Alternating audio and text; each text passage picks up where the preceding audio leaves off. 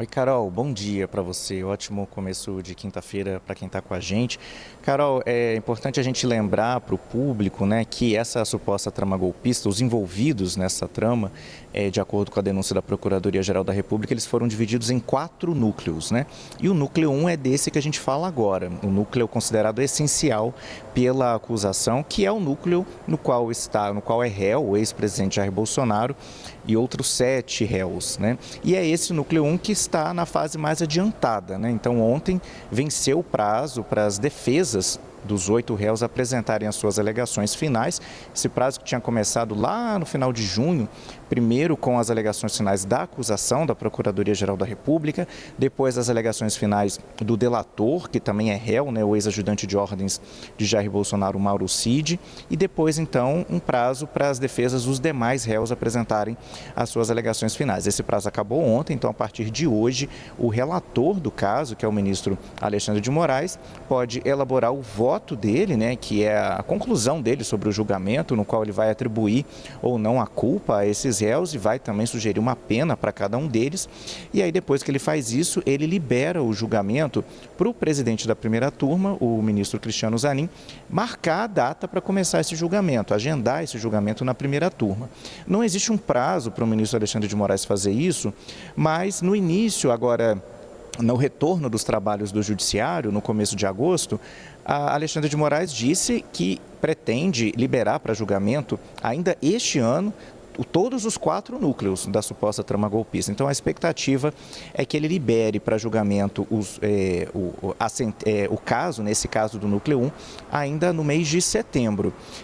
Nesse núcleo 1, Carol, vamos lembrar então quem que está nele, além do ex-presidente Jair Bolsonaro, né? A gente preparou até uma arte aí para o público poder visualizar melhor. A gente colocou na ordem dos julgamentos que foi definida pelo Supremo Tribunal Federal, que começou pelo julgamento, na ordem dos depoimentos, tá? Os depoimentos que foram feitos à primeira turma. Então, o primeiro a prestar depoimento foi Mauro Cid, né, justamente porque ele é delator, então ele faz acusações aos outros réus, que é o ex-ajudante de ordem de Bolsonaro. Depois, Alexandre Ramagem, que hoje é deputado federal, mas que na época era diretor da Agência Brasileira de Inteligência, a ABIN. Na sequência, Almir Ganier, ex-comandante da Marinha. Anderson Torres, que era ministro da Justiça no governo de Jair Bolsonaro e era secretário de Segurança Pública aqui do Distrito Federal na época dos ataques de 8 de janeiro de 2023.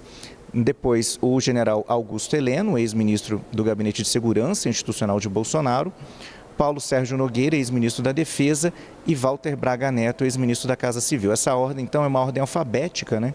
Depois de Mauro Cid, foram prestando depoimentos nessa ordem alfabética que a gente mostra aí na tela. Esses réus, Carol, esses 8 réus são acusados de 5 crimes pela Procuradoria-Geral da República: organização criminosa armada, tentativa de abolição violenta do Estado Democrático de Direito, golpe de Estado, dano qualificado pela violência e grave ameaça contra o patrimônio da União e com considerável prejuízo para a vítima e deterioração de patrimônio tombado.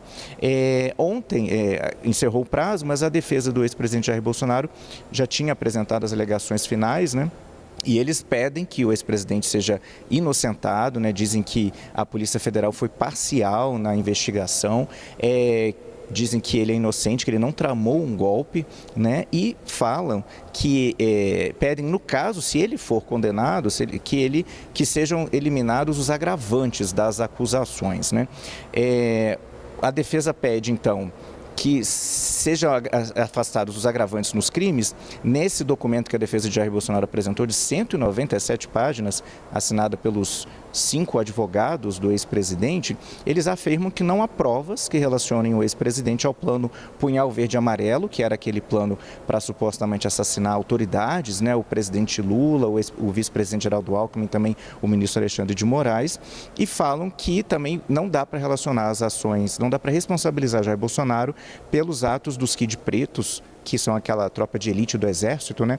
muito menos com os ataques de 8 de janeiro de 2023. A defesa de Jair Bolsonaro alega que, para a acusação da PGR fazer efeito, as pessoas envolvidas nos ataques de 8 de janeiro precisariam de um chefe máximo, né? Que seria, de acordo com a PGR, a figura seria essa pessoa na figura do ex-presidente Jair Bolsonaro.